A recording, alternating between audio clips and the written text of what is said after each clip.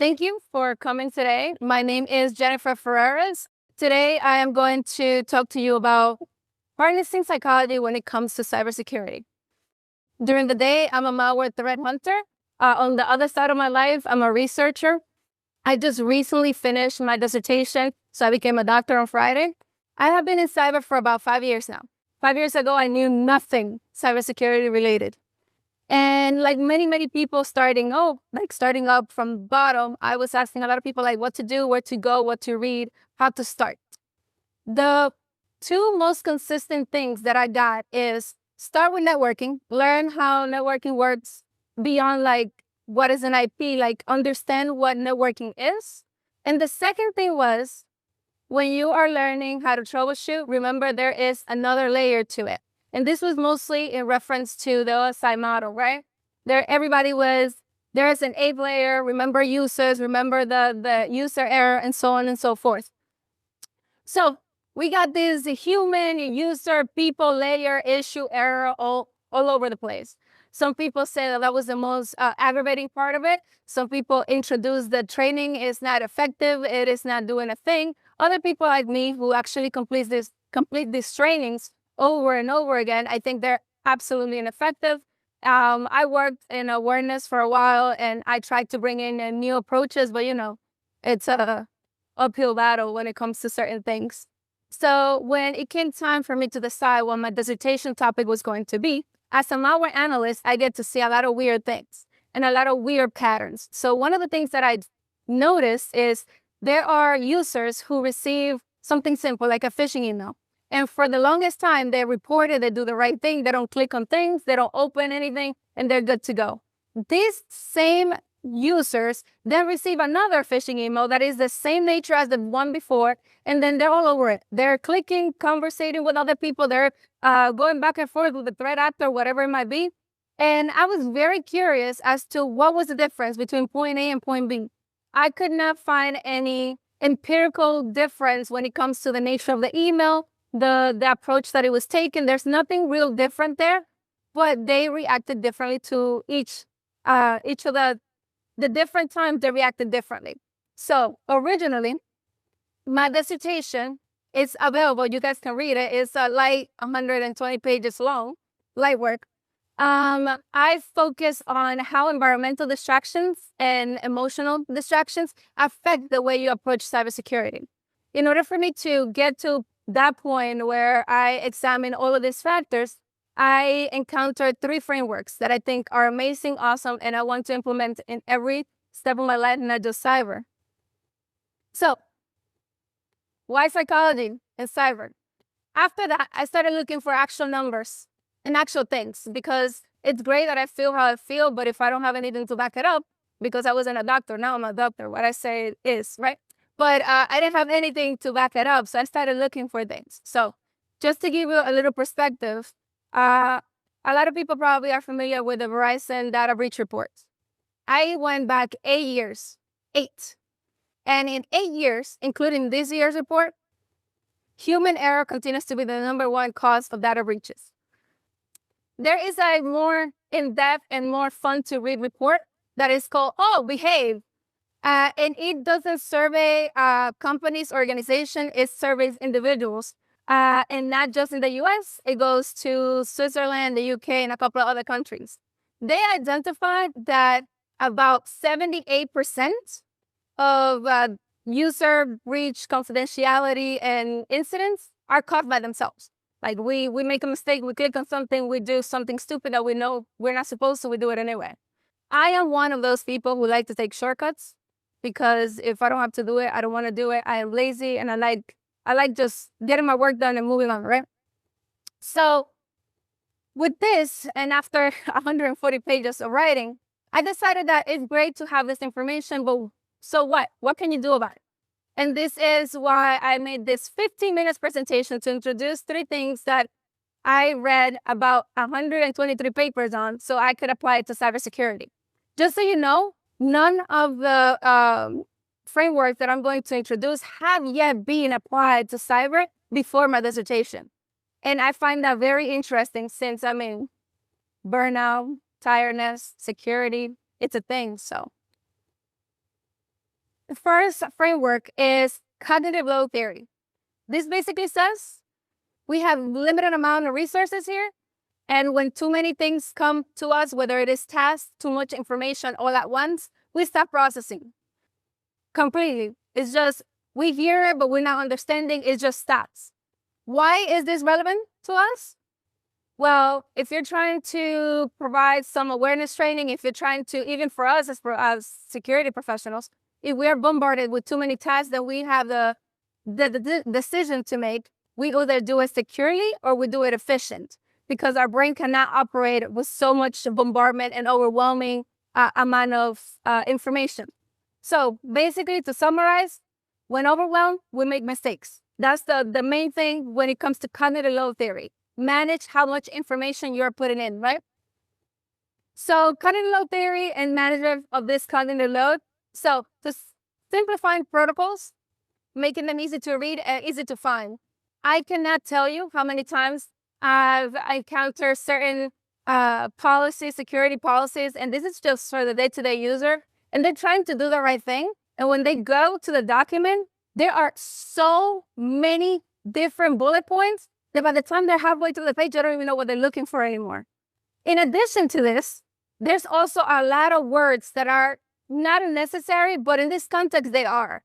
If you make documents that allow them to clearly read what they're supposed to do in this here, here, and here, instead of them having to search again, translate the words, it will make it a lot easier for that cognitive load to be lowered. Also, I know we multitask. I know that's a thing. I know that it will continue to be a thing. But understand that the more tasks you add to a person's plate, the more likely they are to make errors. And sadly, a lot of the times, it is a thing that a lot of people feel is unnecessary. So what does that mean? I am doing too many things. I don't have time to change my password. I'm just going to write it on a sticky note. Put it there because my brain just can't take more information. What does that mean? If you're working from home and there's you're building happy house, there's contractors. I'm too busy. I need to go get my coffee because priorities, right? I need to go get my coffee. I don't lock my computer, whatever you're doing. The contractor can come and read whatever is on your desktop. So little things like that amount to a lot. The second one is attention restoration theory. This basically says take breaks. Take breaks. While you could be overwhelmed, close to burnout, you take a break in a restorative environment, which basically means an environment that does not require your brain to think or process anything. It would restore your resources. You'll be able to be refreshed and you'll be able to better operate, minimize errors, and manage your load limits, your cognitive loads. There is an ongoing study, which I also implemented, that says that just by looking outside to greenery, having a plant is enough. Taking a 2-minute walk outside is enough because our brain processes green and plants like a non-thing. So they just go blank for a second. And that moment of reset will absolutely replenish all of your brain cells a little bit, right? Imagine us taking a 10-minute break. Coffee. So, art in action. What does that mean? Schedule breaks. If you are somewhere where you have the ability to have this schedule for your staff, do it. Schedule it. Go get some coffee. Go look outside. Go touch some grass. Whatever it is you have to do. When you do this, it allows your staff to be in a better place, mentally in a better place altogether. And they're probably going to be in a better mood. I mean, you take a break. This also goes back to those back-to-back meetings. They're useless. By the second meeting, your brain is not absorbing absolutely anything, and you're just trying to see when your lunch break is going to be, if any. These back-to-back meetings is just another way to go, and if you want to be efficient, write the email, because we all know that half of those meetings could have been a message, not even an email, like a Teams message. Social cognitive theory, it is one of my favorite ones. It is basically monkey see, monkey do. A lot of places have great security culture. And I am not talking about bonuses or anything like that. I'm talking about I'm doing the right thing. You see me, you're new. You see me doing the right thing. It's contagious. I see what you did. I'm going to do the same thing you did. The next person see two people doing the same thing, so they're going to follow through with it. This is a key part, a key thing that is missing when you are fully remote. And I'm all for fully remote, by the way. But this is something that is missing. An organization needs to learn how to adjust, because now people are not seeing what happens if X, Y, and Z. They're just trying to figure it out. And when you add this to the fact that policies are so cumbersome and difficult to read while they're remote, imagine. I'm one of those that start reading the first page. If I don't find it, using the finding feature like clear F or whatever it is, I'm probably gonna just give up. Ask somebody, if they don't know, I just don't know, and I move on with my day. Nobody got time for that. So monkey see, monkey do, social cognitive theory. If I see you doing X, if I see 3 people doing X, I instinctively start copying the behavior. Hopefully, I'm copying the right behavior and not the wrong one, because that also happens. Well, I see everybody goes take a break for 3 hours a day to drink coffee by the coffee machine. I'm still going to do it because everybody's doing it. I'm new. I'm going to absorb the culture that you're having. So this brings back the importance of the type of culture that you're surrounded with, and what are you actually absorbing from the people surrounding you. While this is very decreased, minimized in a remote environment, it also works in a remote environment. When you're seeing those chain emails that said, there was an incident, no, there wasn't, oh my God, you're freaking out, what's happening? That also influences the social cognitive theory of it. This last thing I have here is something that I empirically tested and that I see on a day-to-day. If you believe that you can identify a phishing email, you're less likely to fall for one. Because, I mean, think about it. If I'm here boasting of I've never been phished, I'm going to be extra vigilant to not fall for one. And while some of them are pretty good, the more you think about it, the more you talk about it, the less likely you are to fall for one altogether. So when it comes to this social cognitive theory, this encourages team learning for anything, not only security related, but when it comes to security, just think about what you do. I know when I was coming in, I was an apprentice. That was my first role. And that was 5 years ago. As an apprentice, I knew nothing. And I mean, I knew how to turn on my computer, and that was about it. Everything I learned, because I didn't want to ask every single thing either, was either reading or watching people do. If I were to watch people do the wrong thing, you can trust and believe that my original habits would have been completely messed up. Just keep that in mind. Peer influence is actually pretty powerful. So now let's put it all together. Simplify things, recharge, and reinforce positive behavior. It cannot get simpler than that. What are some practical steps that you can take either personally for your own day-to-day or for your staff is schedule some breaks. I cannot tell you how important that is. Mental breaks, physical breaks, you need a break. And I'm not talking about 30 minutes. I'm talking about 3 to 5 minutes. Walk outside, look outside, leave all of your devices untouched.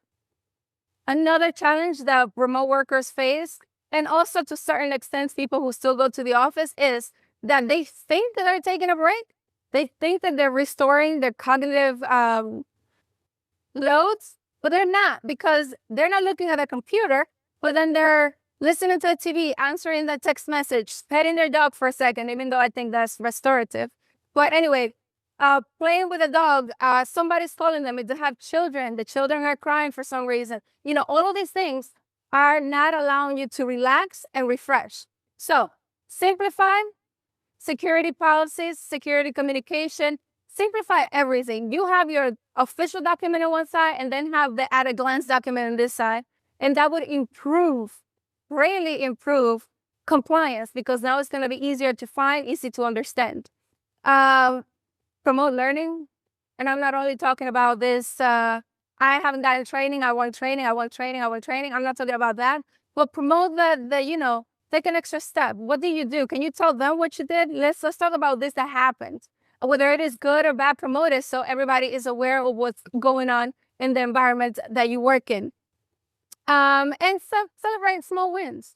Oh my God, you click on that email, well, we caught it fast enough. I was able to isolate or whatever it was that needed to be done, and we were able to do it. Now you know that was a phishing, and now you're able to recognize that type of phishing. This will absolutely make a difference.